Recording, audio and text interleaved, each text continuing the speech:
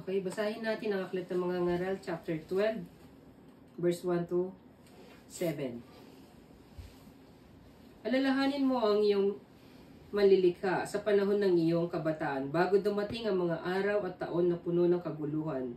Panahong hindi mo na madama ang tamis ng mabuhay. Alalahanin mo ang Diyos bago makubli ang sikat ng araw, bago magdilim ang buwan at ang bituin, bago matabunan ng makapal at madilim na ulap. Alalahanin mo siya bago humina ang iyong katawan, bago manghina ang iyong mga bisig, bago mawala ng lakas ang iyong mga tuhod. Alalahanin mo siya bago mabungi ang iyong mga ngipin at bago lumabo ang iyong mga mata. Alalahanin mo nga siya bago dumating ang panahon. Nasarado na ang mga pintuan at tumigil ang mga tunog ng gilingan. Bago dumating ang panahon na madali kang magising sa himig ng mga ibon o ang tunog ng awitin ay tuluyan ng tumigil. Alalahanin mo siya bago dumating ang panahong katatakutan mong umakyat sa mataas na lugar. Bago dumating ang panahong di ka makalakad ng mag-isa, bago pumuti ang iyong buhok at lipasin ng pagnanasang sumiping sa minamahal. Darating ang araw na tayo pupunta sa huling nating hantungan at marami ang tatangi sa lansangan. Darating ang araw na malalagot ang tanikalang pilak na nagdadala sa ilawang ginto. Babagsak ito at madudurog. Darating din ang araw na malalagot ang tali ng timba at ito'y babagsak at masisira. Alalahanin mo siya bago manumbalik sa alabok ang ating katawang lupa at ang ating hininga ay magbabalik sa Diyos na may bigay nito. Amen. Amen. Batay sa teksto na ating binasa sa Aklat ng Mga Ngaral, chapter 12, verse 1 to 7, ang title ng ating preaching ngayon ay Alalahanin mo siya bago manumbalik sa alabok ang ating katawang lupa. Amen. Sa bawat araw, nakikinig ako, nakasanayan ko na sa buhay ko na pag nasa trabaho ko, nakikinig ako ng praising song. Doon ko nararanasan yung kapayapaan sa bawat pakikinig ko ng praising. Yun yung aking pamamaraan para ako ay mapuspos ng Espiritu Santo.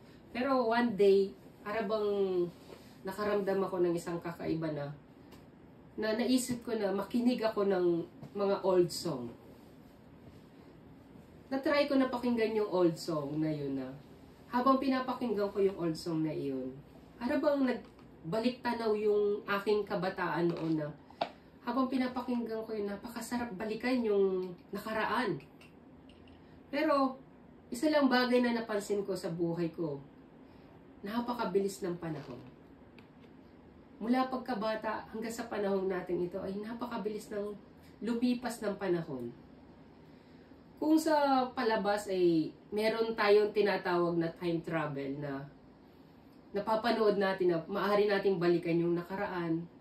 Pero sa totoong buhay, hindi natin maaaring balikan pa yung mga nakaraan natin sa buhay natin. Ang mga nakalipas na ay nakalipas na. So, sa buhay natin ito, sa mundong ito, masasabi natin na napakaiksi lang ng panahon sa buhay natin. Kung ano man ang mga nangyari sa panahon natin noon, hindi na natin kaya pang balikan pa o may mga bagay na nagawa tayong mga pagkakamali noong panahon na yun, hindi na natin maaari pang balikan para itama pa iyon. Yung napakalaga na ngayon, yung panahon natin na nabubuhay tayo na kung saan, kamusta ka sa harapan ng Panginoon? Sa panahong ito, ano na ba yung kalagayan mo sa harapan ng ating Panginoon? Napakaiksi ng buhay. Alam niyo ba kung bakit ko sinasabi ito? Dahil minsan lang tayo mabuhay sa mundong ito. Minsan lang tayo makaranas ng ganitong mga bagay. Pero sa buhay natin ito ay pag dumating yung punto na tayo ay pumanaw na, isang bagay lang ang mahalaga sa buhay natin. Saan ba tayo pupunta?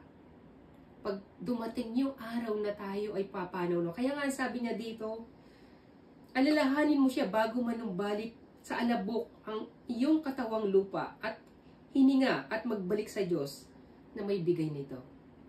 So ipinapaalala ng mga ngaral na bago ka pa pumanaw, alalahanin mo na ang Diyos. Napaka-importante na alalahanin mo ang ating Panginoon. Mula pagkabata, sabi niya, ngayong bata ka pa, alalahanin mo na ang ating Panginoon dahil sa iyong pagtanda, hindi mo na ito maalala pa. Kaya nga habang bata ka pa, pagbulay-bulayin mo ang relasyon mo sa ating Panginoon. Alalahanin mo kung paano kanya tinawag. Alalahanin mo yung relasyon mo noong ikaw ay malakas pa sa pananampalataya. Dahil darating ang araw na manghihina ang iyong pananampalataya at manlalamig ka. Lahat ng mga mananampalataya ay naranasan ng ganoon. Naging mainit sila nung nakilala nila ang Panginoon. Hindi nagtagal. Naging normal na lang sa kanila ang pananampalataya hanggang sa unti-unti hindi na nila namamalayan na lalamig na pala sila sa pananampalataya. Pero normal lang para sa kanila ang lahat ng iyon. Kaya nga pinapaalala ng ating Panginoon na alalahanin mo ang Diyos mo na lumikha sa iyo bago ka pa kunin ng ating Panginoon, bago pa malagutan ng iyong hininga. Napakahalaga. Hindi dahil sa malusog ka o malakas ka o matanda ka na, kundi yung relasyon mo sa Panginoon.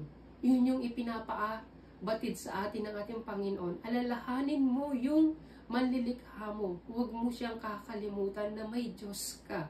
Amen. May Diyos na lumikha sa iyo. Kaya nga sinabi niya, mula pagkabata hanggang sa pagtanda mo, alalahanin mo ang Panginoon mo na hindi kanya pinabayaan. Hindi ka pinabayaan ng Panginoon mula pagkabata hanggang sa panahon ito. Alalahanin mo kung saan ka nagmula. Nilikha ka ng ating Panginoon. Kaya nga ng Panginoon, nilikha niya ang tao, hininga niya ito sa ilong at ito'y nagkaroon ng buhay. Amen. Doon nag-umpisa ang lahat. Nag-umpisa ang lahat kung paano tayo nilikha ng Diyos. Katulad ni Adan at Eva. Masaya sila nung una sa relasyon nila sa Panginoon. Pero nung sila'y magkasala, nagkaroon sila ng kamatayan. Pumasok ang kamatayan sa tao, kasabay ng kamatayan ang kasalanan ay nagpatuloy. So nawala na yung relasyon nila sa Diyos. Kaya nga pinapaalalahanan tayo ng ating Panginoon na huwag nating isipin na kahit na tayo isang Kristiyano na, alalahanin mo pa rin ang Panginoon mo. Amen. Ibig sabihin, katulad ni Adan at ni Eva, hindi niya naisip na darating ang point na mawawalan siya ng relasyon sa Panginoon. Mapuputol lahat ng iyon at magkakaroon siya ng kamatayan. Ganon din sa atin. Ipinapaalala sa atin ng ating Panginoon, darating ang araw na papanaw ka at ikaw ay hatulan ko batay sa iyong mga gawa. Ngayon, kung hindi mo ko alalahanin, sino ang magliligtas sa iyo? Sa huling araw, sino magbibigay sa iyo ng buhay na walang hanggan? Kung hindi mo alalahanin, ngayong nabubuhay ka ang ating Panginoon. Hanggat nabubuhay ka, binibigyan ka ng pagkakataon ng ating Panginoon na magsisi sa iyong mga kasalanan. Dahil kapag wala ka ng hininga, wala ka ng pagkakataon pa na sabihin sa Panginoon, Lord, patawarin mo sa lahat ng aking mga kasalanan. Kaya nga sabi ng ating Panginoon, manumbalik ka sa Kanya. Kaya nga mula kay Moises hanggang sa panahon ni Noah, ang mga tao ay namuhay sa kasalanan. Hindi nila inalala na may Diyos pala. Nagpakasasa sila sa kasalanan, nagpakasasa sila sa mundong ito. Namuhay sila sa hilig ng laman, kahalayan, pagsasaya, pag-iinuman, pagpapakasal, pag-aasawa, lahat ginawa nila. Ano sabi ng Diyos kay Noah? Nalulungkot ako na nilikha ko pa ang tao. Pero, ano sabi niya? Pero may isang tao akong kinalulugdan. Si Noah. Si Noah na namuhay ng kalugod-lugod sa akin. Siya at ang kanyang buong sambahayan ay maliligtas. Naalala ng Panginoon, sa libu-libong tao, si Noah lang ang naligtas kasama ng kanyang pamilya. Napakaraming tao sa mundong ito. Tayong lahat, nakikita ng Panginoon. Alam ng Panginoon ang bawat isa sa buhay natin. Alam niya kung anong nasa puso natin. Huwag nating isipin, napakaraming tao dito sa mundong ito, hindi tayo nakikita ng Diyos. Hindi. Ang bawat isa sa atin ay nakikita ng ating Panginoon. Pero tignan niyo, napakaraming tao sa mundo. Pero si Noah lang ang nakita niya na muhay ng kalugod-lugod. Dahil sa pananampalataya niya sa Panginoon. Kahit na nakapaligid sa kanya yung mga tao na punong-puno ng kasamaan, si Noah still nanatili siya sa pananampalataya dahil pinagbubulay-bulayan niya ang pananampalataya, ang kautusan ng Diyos. Sa buhay natin, Sa mundong ito, napapaligiran tayo ng kasamaan ng mundong ito. Pero sino ba ang nasa isipan natin? Sa paanong paraan natin sinasamba ang ating Panginoon? Sa araw-araw na lumilipas, ano bang ginagawa natin?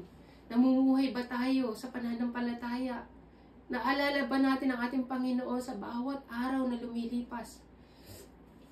Kaya nga si Noe, naligtas siya dahil sa pananampalataya. Kasi nga, kinalugdan siya ng ating Panginoon. Hindi dahil sa kanyang mga gawa, kundi dahil sa pananampalataya niya sa ating Panginoon. Kaya nga dito, pero sa paningin ko, ikaw ay namuhay ng kalugod-lugod sa Diyos. Sinabi niya iyon. Ikaw ba'y nakikitaan ka ng Panginoon na lulugod siya sa iyong pamumuhay o hindi? Doon pa lamang, ang ating Panginoon ay nakatingin na sa atin. Dalawa lang yan. Tayo ay hatulan o tayo ay nalulugod ang ating Panginoon sa buhay natin. Kaya nga sabi ng Panginoon, mga kapatid, unawain ninyo. Ano man ang kalagayan ninyo, nung kayo'y tawagin ng Panginoon, manatili kayo. Manatili kayo sa pakikiisa sa Diyos.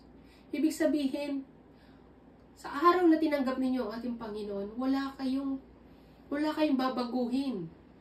Hindi magbabago ang relasyon niyo sa ating Panginoon.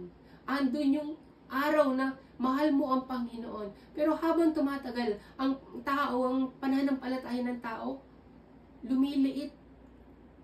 Habang tumatagal ang relasyon niya sa Panginoon, mas lalo siyang bumabagsak sa pananampalataya. Dapat hindi ganoon. Habang tumatagal sa pananampalataya, dapat nagmamature tayo. Amen. Dapat nagmamature tayo sa pananampalataya. Hindi habang tumatagal, nagsasawa na tayo sa pananampalataya. Nagsasawa ka ng manalangin, nagsasawa ka na sa lahat ng bagay. Para bang iniisip natin na nakakasawa na ang ganitong bagay. Mas masaya pa na mamuhay sa salibutan. Ang mga taga-salibutan, masaya sila kahit wala silang pananampalataya. Pero pagdating sa mga mananampalataya, napakaraming mga problema, napakaraming mga pagsubok, nakakasawa. Pero ang sabi ng Panginoon, manatili ka sa dati mong kalagayan nung ikaw ay tawagin ng ating Panginoon. Amen. Bakit? Gusto ng Panginoon na sa bawat araw ay pagbulay-bulayin mo yung biyaya ng Diyos sa buhay mo. Yung kagandahang loob na tinawag ka ng Panginoon. Ibig sabihin, naligtas ka na. Yung pangalan mo'y nakasulat na sa aklat ng buhay. Huwag mo nang hayaan na ito'y mawala pa. Kaya nga hanggat may pag-asa, alalahanin mo ang Diyos na lumikha sa iyo. Yung sabi nga ng Panginoon, pero di ka na nabibless. Kaya nga, sa pagsamba natin, di na tayo nabibless, iba na yung feelings natin, magsimba man tayo, parang dumalo lang tayo sa pagsimba. Andun lang tayo nakikinig ng preaching, pero wala naman sa puso natin ang pinapakinggan natin. Nakapagpuri nga tayo, pero wala naman din feelings. Kasi nga, yung puso mo na bago na. Tayo nagsisimba tayo, hindi para ipakita yung ating talento, o yung magawa lang natin yung ministry natin, okay na, lahat ng yun okay na. Dapat, meron tayong feelings sa harapan ng ating Panginoon. Kaya nga sabi ng mga ngaral, alalahanin mo ang iyong manlilikha. Alalahanin mo bago manumbalik sa alabok ang ating katawang lupa. Kapatid, itago mo man yan sa harapan ng mga tao. Alam ng Panginoon kung ano ang nasa iyong puso. Alam ng Panginoon. Kaya nga sabi ng ating Panginoong Yesu Kristo, kaya't gumising ka, pag-alabin mo ang katangiang nalalabi sa iyong buhay, upang hindi ito tuluyang mamatay. Amen. Nakikita kong hindi pa ganap ang mga nagawa mo sa paningin ng Diyos. Kaya nga, alalahanin mo ang mga bagay na iyong tinanggap at narinig. Problema sa mga taong mananampalataya. Hindi na nila isinasabuhay ang salita ng Diyos. Kaya nga, paalala ng ating Panginoong Jesucristo, alalahanin mo ang mga bagay na tinanggap at narinig mo. Yung salita ng Diyos mismo. Para bang routine na lang sa atin na makinig ng salita ng Diyos, routine na lang, parang Pasko. Pag dumating ng araw ng Christmas, celebrate. Ganon din sa araw ng Linggo, tutugtog, kakanta, makikinig. Walang feelings. Kaya nga sabi niya, kung hindi ka gigising, pupunta ako diyan, gaya ng isang magnanakaw, at hindi mo nalalaman ang oras ng aking pagdating. Nakakatakot yun. Kahit sabihin mong bata ka pa, kaya nga pinaalala, ngayon bata ka pa. Dahil hindi natin alam kung kailan tayo kukunin ng ating Panginoon. Bata man o matanda, kayang kunin ng ating Panginoon. Dahil ang lahat ay may itinaktang araw ng kamatayan. Ngayon, hindi natin alam kung saan tayo pupunta kapag tayo pumanaw. Mas nakakatakot para sa isang mananampalataya. Alam niyo kung bakit? Dahil mas mabigat ang kaparusahan ng isang mananampalataya kaysa sa mga tao sa salibutan. Mas mabigat dahil ikaw mismo tinanggap mo na ang kagandahang loob ng ating Panginoon, tinanggap mo na ang magandang balita, naranasan mo na ang lahat. Pero sa kabila nun, tumalikod ka pa rin sa pananampalataya. Ano mangyayari sa iyo? Parurusahan ka ng mas malaki ng ating Panginoon. Dahil ikaw mismo, naranasan mo na ang Panginoon, tumalikod ka pa rin. Kaya nga sinasabi dito, mga kapatid, alalahanin mo ang buhay sa harapan ng ating Panginoong Jesucristo. Alalahanin mo siya. Alalahanin mo kung paano tayo naligtas ng Diyos. Alalahanin mo kung paano namatay ang ating Panginoong Jesucristo. Ang ating Panginoong Yesus ay tinubos tayo sa ating mga kasalanan. Amen. Mula sa impyerno. Alalahanin mo ang mga bagay na iyon na sa gayon hindi ka pinanghihinaan ng loob. Alalahanin mo ang pangako ng ating Panginoon, ang buhay doon sa langit. Huwag mong ituon ang iyong isipan sa buhay na ito sa mundong ito. Dahil ang buhay sa mundong ito ay punong-puno ng kahirapan. Ang sabi nga ng ating Panginoong Jesucristo, kapag kayo'y sumunod sa akin, daranas kayo ng kapighatian. So ano pang bago para sa bagay na iyan? Wala nang bago sa mga bagay na nararanasan natin. Normal lang yan sa isang mananampalataya. So ano pang dapat mong isipin? Mananampalataya ka sa Panginoon para ikaw ay guminhawa sa buhay, maging mayaman, lahat ay makamtan mo. Hindi ganoon ang pangako ng ating Panginoon. Ang sabi niya, daranas kayo ng kahirapan at pag-uusig. Yun ang sinabi niya. Hindi pagpapala ng mundong ito. Kundi, sinabi niya, ang manatiling tapat hanggang wakas ay siyang maliligtas. Dahil ang pangako ng Panginoon hindi sa mundong ito, kundi doon sa kaharian ng langit. Kaya nga siya babalik sa mundong ito para sunduin ang lahat ng mga pinili niya, lahat ng mga naging tapat sa kanya para sa huling araw. Nasa huling araw na tayo. Hindi mo nararamdaman yung muling pagbabalik ng Panginoong Jesucristo kasi nga abala ka sa mga bagay na pinoproblema mo sa buhay mo. Ang dami mong inaalala sa buhay mo kung paano mo gaganapin yung mga bagay-bagay sa pangarap mo sa buhay. Ang dami mong inaalala, mga anak mo, asawa mo, lahat inaalala mo. Pero hindi mo inaalala yung kaluluwa mo. Dapat mong isipin sa harapan ng Panginoon, anumang oras dumating ang Panginoong Jesucristo. Anumang oras kapag siya dumating. Ito na yung pagkakataon na mararanasan mo yung pangako ng ating Panginoon. Wala nang kamatayan, wala nang hinagpis, wala nang hirap, wala nang pagluha. Lahat ay wala na. Dahil kapiling mo na ang ating Panginoong Jesucristo doon sa langit. Amen. Pero kung ikaw ay maiiwan dito sa lupa, kapag ikaw ay naiwan dito, anong ina-expect mo? Mas higit pa sa stress mo ang mararanasan mo sa mundong ito kapag ikaw ay naiwan sa huling araw. Mas matinding pag-uusig. Andyan na lahat ng mga bagay na tribulation na mararanasan mo lahat. Sinasabi ng Panginoon, ibubuhos ko ang lahat ng puot ko sa mga taong hindi na nampalataya sa akin. So, anong ini-expect mo kapag naiwan ka dito? Magkakaroon ka ng kaginhawaan?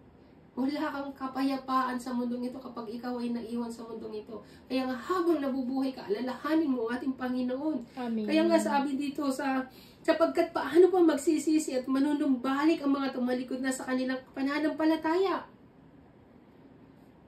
Dahil sa pananampalatayang iyan, sabi ng ating Panginoon, paano pa magsisisi at manunumbalik ang mga tumalikod na sa kanilang pananampalataya. Dati naliwanagan na sila, nakalasap ng makalangit, nakaloob at naging kabilang sa mga tumanggap ng Espiritu Santo at nakalasap na rin sila ng kabutihan na salita ng Diyos. at nakadama ng kapangyarihan ng Diyos na lubos ang mahayag sa panahong darating. Kapag sila'y tumalikod, pagkatapos malasap ang lahat, hindi na sila maaari pang maakay sa pagsisisi. At mapanumbalik sapagkat muli nilang ipinapako sa krus at inilalantad sa kahihiyan ng anak ng Diyos. Nakakatakot yun. Kaya nga pinapalalahanan tayo ng ating Panginoon habang tayo'y nabubuhay pa, habang hindi pa tayo dumarating sa punto na tayo ay malamig na sa pananampalataya, hanggat mayroon pang pag-asa.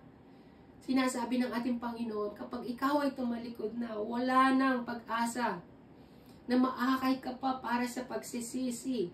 Dahil ikaw mismo, ginagawa mo, ipinapako mo muli si Kristo sa krus. Kaya nga sabi niya, matapos nating malaman at tanggapin ang katotohanan at magpatuloy pa rin tayo sa pagkakasala, wala nang handog na may aalay pa para sa ikapagpapatawad ng ating mga kasalanan. Ang naghihintay na lamang sa atin, ang kakilakilabot na paghuhukom at ang naglalagabgab na apoy na tutupok sa mga kaaway ng Diyos. So kapag ikaw ay naiwan, anong in-expect mo?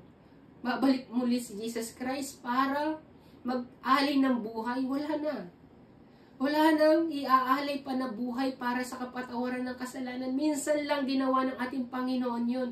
Kaya nga, ang magagawa na lamang ng ating Panginoon ay paalalahanan kanya sa pamagitan ng kanyang mga salita nang sa gayon, habang nabubuhay ka, mapagsisihan mo na ang iyong mga kasalanan. Amen. Yan ang pagmamahal ng ating Panginoon. Hanggat nabubuhay ka, ang Panginoon ay pinapadama niya yung pagmamahal niya para sa iyo. Ibinibigay niya sa iyo ang iyong hininga sa bawat umaga nang sa gayon maalala mo siya, Lord, sa paggising mo. Salamat na marami. Gumising ako muli. Salamat na marami. Binigyan mo ako ng pag-asa na ako'y mabuhay ngayong araw na ito. Pag-asa na magsisi ako sa aking mga kasalanan. Pero paggising mo, anong hawak mo? Cellphone. Una mong titignan cellphone, social media, lahat. Uunahin mo ang lahat ng yan. Pero hindi mo naalala ang Panginoon. Pero ang Panginoon, naalala ka pa rin niya. Kinabukasan, meron ka pa rin buhay. Humihinga ka pa rin. Kasi nga, hindi sumusuko ang ating Panginoon. Dahil ang pangalan mo, nandun sa aklat ng buhay. Nakasulat na yung pangalan mo. Ginagawa pa rin ng paraan ng ating Panginoon hanggat nabubuhay ka. Pero once na ikaw ay pumanaw na, kahit sabihin mo pa na ang pangalan mo ay nakasaad sa aklat ng buhay, sasabihin lang sa iyo ng Panginoon, hindi kita nakikilala. Dahil ang nakikilala ko lang yung mga sumusunod sa kalooban ng aking Ama. Kaya hanggat nabubuhay ka, sundin mo ang salita ng Diyos. Amen. Pag-alhabin mo sa puso mo yung pananampalataya. Alam ng Panginoon kung ikaw ay malamig na. Alam ng Panginoon kung ano nasa puso mo. Kaya nga habang nabubuhay ka, lumapit ka sa Panginoon. Pagsisihan mo, talikuran ang iyong mga kasalanan. Kapatid, huwag mong isipin, ligtas na tayo. Ligtas na tayo dahil nakapagsimba na tayo, nagawa na natin ang ministry natin. Pero sa puso natin, alam ng Panginoon yan. Hindi ganoon ang kaligtasan. Dito sa puso natin, nakatingin pa rin ang ating Panginoon sa ating pagsamba. Dito nakatingin ang ating Panginoon. Dito tayo sisiya sa atin ng ating Panginoon. Hindi dahil sa mga gawa lang natin. Kaya tayo magkakaroon ng buhay na walang hanggan. Kaya nga pinili ka ng ating Panginoon, pinili ka niya, tinawag ka niya upang ikaw ay magkaroon ng buhay na walang hanggan. Pinili ka niya upang maranasan mo yung pagmamahal ng ating Diyos. Nakakapagsimba ka, nandyan ka, hindi dahil sa kagustuhan mo, kundi iniapak ng Panginoon ang mga paa mo sa harapan niya nang sa gayon. Marinig mo ang kanyang mga pagpapaalala. Ano ang kanyang pagpapaalala sa atin? Na tayo'y dapat magsisi sa lahat ng ating mga kasalanan. Ganyan ang Panginoon. Lagi siya nagpapaalala sa atin sapagkat ang tao'y patuloy sa paggawa ng kasalanan. Ang tao, kaya nga sabi niya, sinusuway ko't pinapalo ang lahat ng aking minamahal. Kaya't maging masigasig ka. Pagsisihan mo't talikuran ang iyong mga kasalanan. Ang Panginoon, hanggang sa aklat ng Revelation, nagpapaalala ang ating Panginoon. Mula sa Revelation, nagpapaalala ang ating Panginoon na dapat magsisi tayo sa ating mga kasalanan. So, ang ating Panginoon, Hanggat wala pa siya dito, pinapaalalahanan tayo ng ating Panginoon na talikdan na natin ang ating mga kasalanan. Kaya nga sa mundong ito, walang makakapagligtas sa atin. Ni ang ating pera, ni ang ating mga pinagpaguran, ni ang ating kayamanan, ni ang ating pamilya, hindi tayo maliligtas. Sino makakapagligtas sa iyo? Ang pananampalataya mo lang ang makakapagligtas sa iyo. Sa pamagitan ng pananampalataya mo sa nag-iisang Diyos na ang anak niya ay si Jesucristo. Amen. Si Jesucristo lamang ang daan ng buhay para tayo magkaroon ng buhay. Walang ibang paraan para tayo magkaroon ng buhay, kundi sa pamagitan lamang ng ating Panginoong Yesus. Kaya ang ating Panginoong Jesucristo ay nag-alay ng buhay para sa atin, sapagkat siya lamang ang karapat dapat na tumubos sa ating mga kasalanan, dahil siya mismo wala siyang kasalanan. Siya ay mula sa Diyos na nagkatawang tao, pero hindi siya tinanggap ng sanlibutan ito. Dahil ang buhay nila, mas minahal nila ang sanlibutan kesa sa liwanag. Mas priority nila ang sanlibutan kesa sa pananampalataya sa ating Panginoong Jesucristo. Kaya nga para sa mga mananampalataya na tinawag ng ating Panginoon, hanggat mayroong pangliwanag, pinapaalalahanan tayo na manumbalik ka na sa ating Panginoong Jesucristo. Amen. Huwag mo sayangin ang panahon mo sa masayang pamumuhay sa mundong ito, dahil darating ang araw, katulad ng araw, mayroon ding kadiliman. Pagdating ng liwanag, mayroon ding kadiliman. Kaya nga sa buhay natin ito, sa mundong ito, isipin natin, napakaiksi ng buhay natin sa mundong ito. Huwag nating sayangin ang pagkakataon na binibigay sa atin ng ating Panginoon na makalapit sa Kanya at pagsisihan ng ating mga kasalanan. Kaya nga sabi dito mga kapatid, ito ang ibig ko sabihin. Malapit na ang wakas ng panahon, kaya't mula ngayon ang may asawa ay mamuhay na parang walang asawa. Ang mga nananangis na parang hindi nananangis, sapagkat ang lahat ng bagay sa daigdig na ito'y hindi na magtatagal. Ibig sabihin lang nun, maging handa ka na sa lahat ng oras. Anumang oras darating na ang ating Panginoong Jesucristo. Amen. Anumang oras, kapag dumating ang ating Panginoong Yesus at hindi ka nakahanda, alam mo na ang mangyayari sa iyo. Magsisisi ka. Doon ka palang makakaisip na magsisi, pero huli na ang lahat. Kaya nga hanggat may pag-asa pa, sabi niya, ang lahat ng bagay sa mundong ito ay hindi na magtatagal. Lahat ng bagay, sabi nga ng ating Panginoon, ang lahat ng bagay sa mundong ito ay maglalaho, ngunit ang aking salita hindi maglalaho. Amen. Kaya nga ipinabahagi sa inyo ang salita ng Diyos. Nang sa gayon, sinasabi niya rin na hindi lamang sa tinapay nabubuhay ang tao, kundi sa bawat salitang lumalabas sa bibig ng Diyos. Amen. Ang salitang nagbibigay buhay para sa inyo. Ito'y buhay para sa buhay na walang hanggan. Hindi sa buhay sa mundong ito, kundi para sa hinaharap, para sa karya ng langit. Amen. Kaya nga, yung taong kasabay ng ating Panginoon na naipako sa cross, masasabi ko na napakapalad niya. Alam niyo ba? On the spot, yung tao na yun, wala na siyang time para basahin pa yung Biblia, wala na siyang time para i-memorize pa yung Bible, wala na siyang time para mag-evangelize. Lahat-lahat ay wala ng time. Ang tanging niya lang pinanghawakan, Lord, ako isang makasalanan, karapat dapat na parusahan, pero ikaw wala kang kasalanan. Amen. Wala kang kasalanan, it means, wala na siyang time. Wala na tayong time. Yung time na yun na nandun na siya sa harapan ng Panginoon. Yun yung time na sinabi niya, Panginoong Yesus, alalahanin mo ako kapag ikaw ay nag-ahari na. Anong pangako ng Panginoong Jesucristo? Ang sinasabi ko sa iyo, isasama kita ngayon din sa paraiso. Amen. Wala nang time. Para tayo mag-aksaya pa ng panahon, wala nang time. Alam nyo, wala nang time para isipin pa natin kung paano natin masusolusyonan ang problema. Wala nang time para pag-awahin pa kung sinong tama, ang asawa mo ba o ikaw. Wala nang time para masolusyonan ang lahat ng yan. Ang meron ka na lang ay sa harapan ng Panginoon ay sumampalataya ka na dahil hindi mo alam. Ang sabi ng Panginoon, isasama kita sa paraiso ngayon din. Isipin nyo, napakapahalaga niya on the spot. On the spot. Pinatawad siya ng Panginoon. Kaya dapat ganun din tayo. On the spot.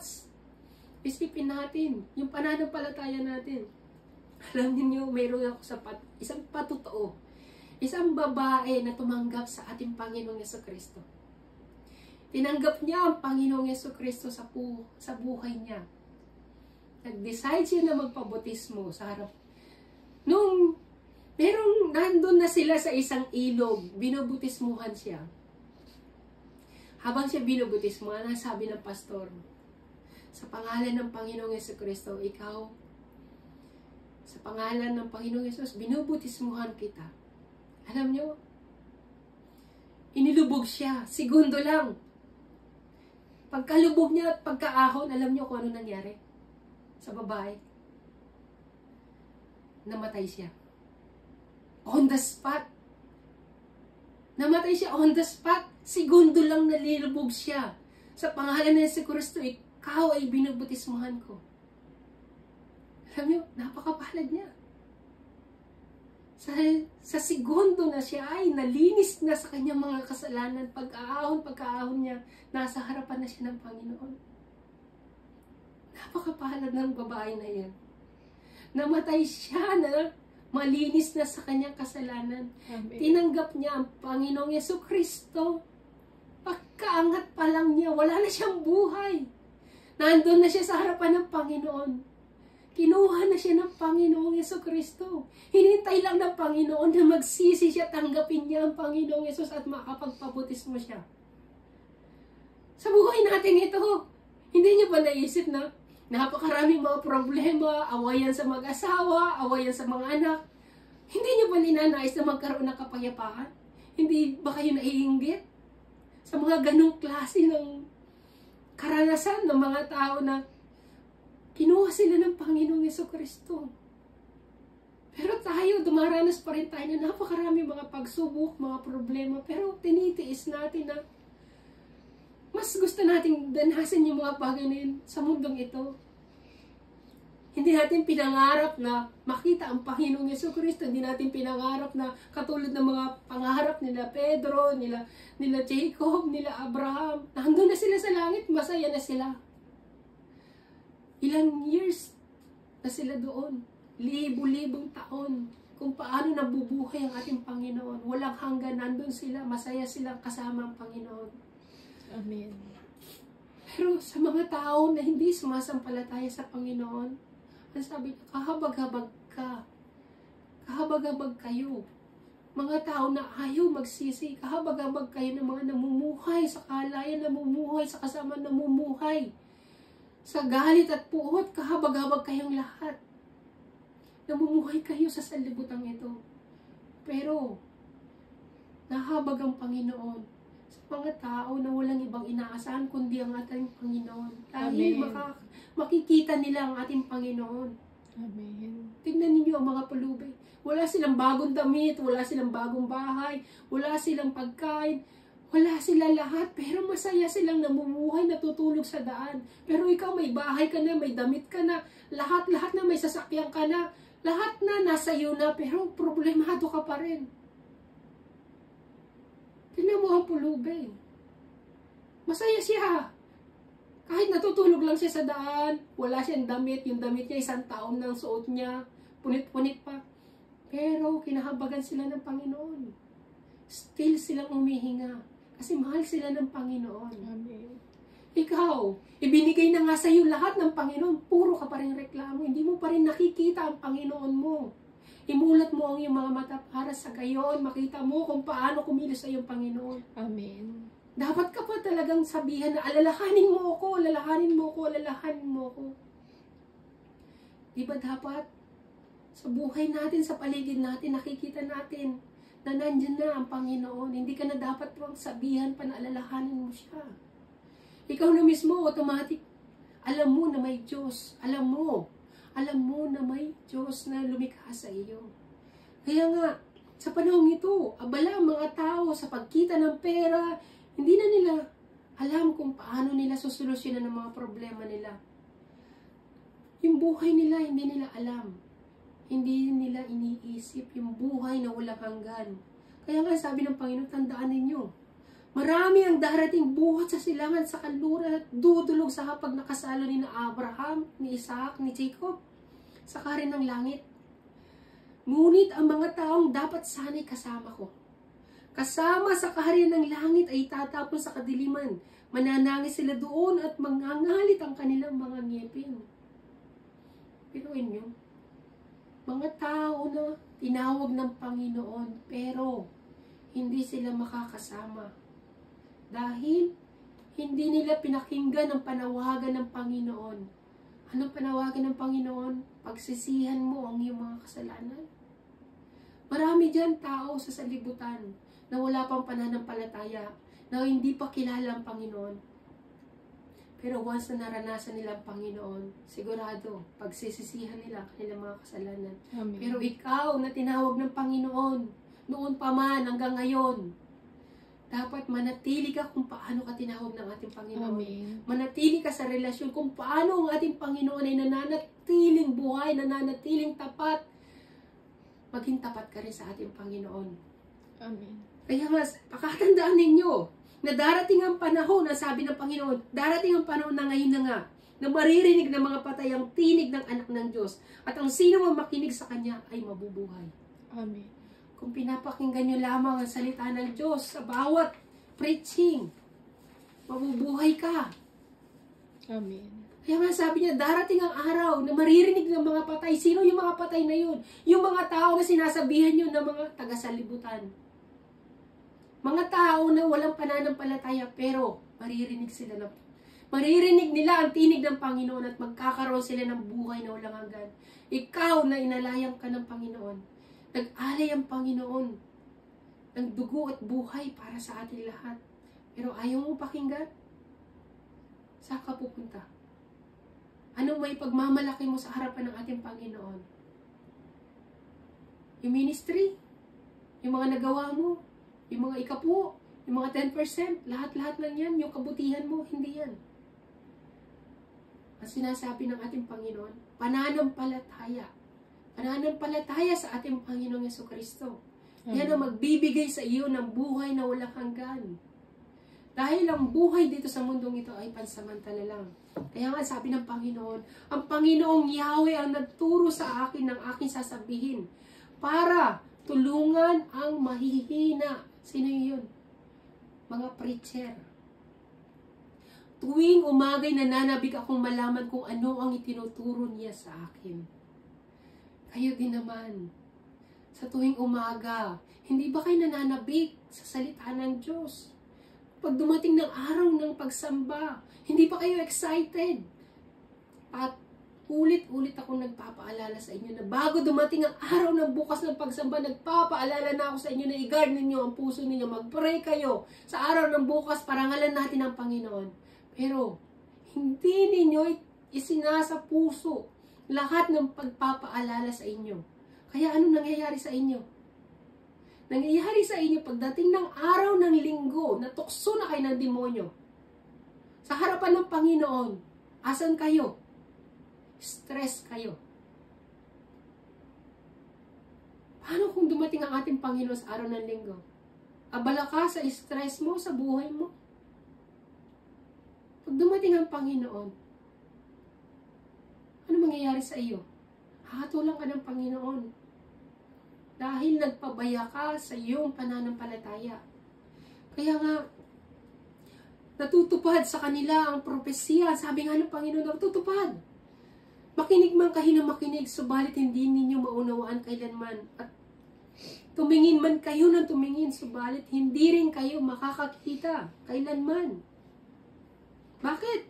Dahil hindi naman talaga si Lord ang nasa puso nila. Sa isipan nila, hindi si Lord. Andun lang sila nakikinig ng salita ng Diyos. Napakaraming tumatakbo sa isipan nila. Mga problema, mga alalahanin. Pero minsan lang dumating sa point yung araw ng linggo, pero hindi niyo pa maibigay ang the best ninyo. Yung araw ng linggo na iyan ay araw ng pagpapaalala sa atin ng salita ng Diyos.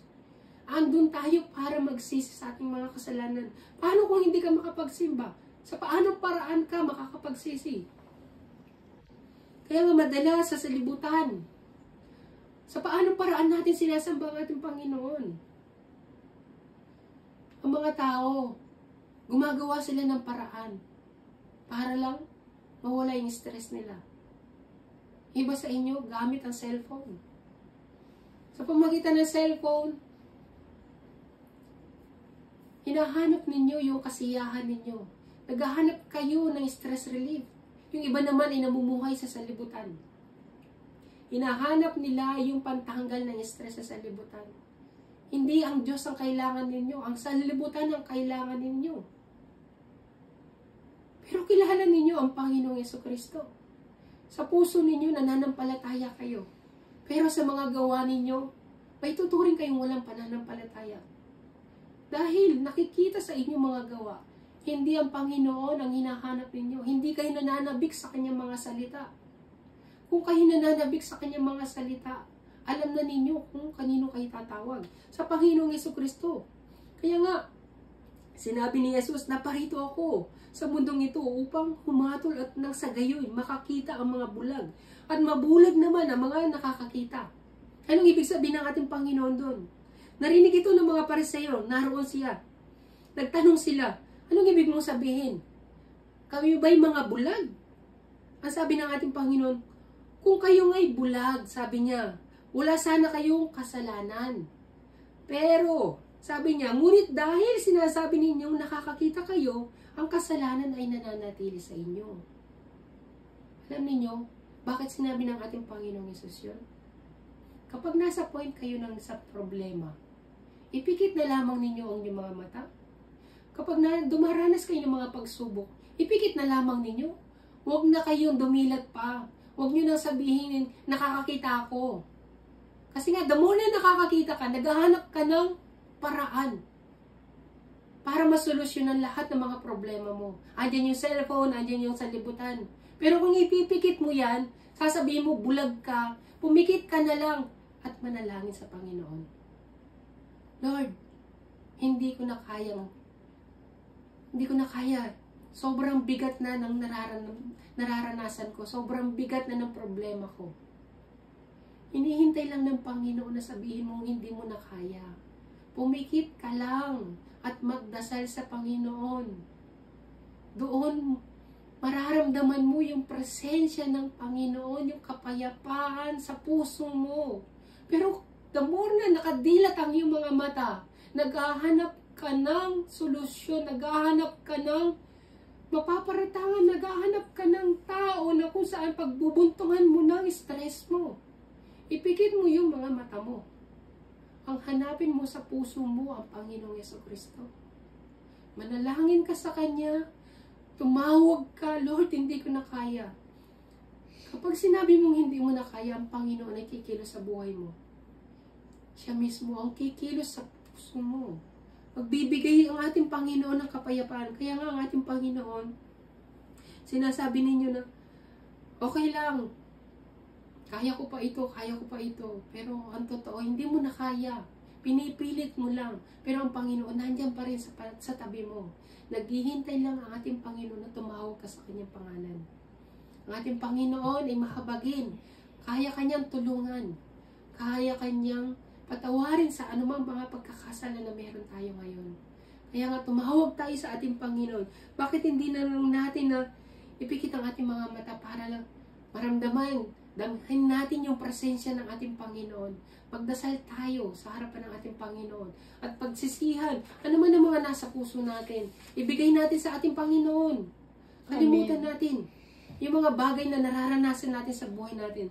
Panginoon, alalahanin natin yung tipan na ibinigay sa atin ating Panginoon. Ano yung tipan na iyon? Yung tipan na iyon, yun yung kanyang dugo at buhay na inialay para sa atin.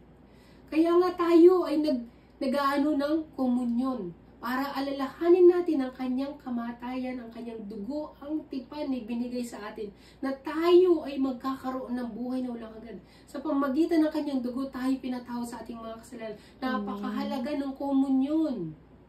Napakahalaga ng komunyon sa buhay ng isang mananampalataya. Anong sabi ng Panginoong Jesucristo? Gawin ninyo ito bilang pag-alaala sa akin. Amen. So, yung pagpapaalala ng ating Panginoong Jesucristo sa kanyang dugo mismo, sa bawat problema sa buhay natin, sa bawat pagsubok, alalahanin ninyo ang dugo ng ating Panginoon. Alalahanin niyo ang ating Panginoong Jesucristo na namatay si Jesus para sa ating mga kasalanan. Kaya nga, sa oras na ito, tayong lahat ay magdasal sa harapan ng ating Panginoon. Magdasal tayo at pagsisihan natin ang ating mga kasalanan, na tayo ay pinanghihinaan ng loob. Tumawag tayo sa ating Panginoon. Lahat tayo magdasal sa harapan ng ating Panginoon.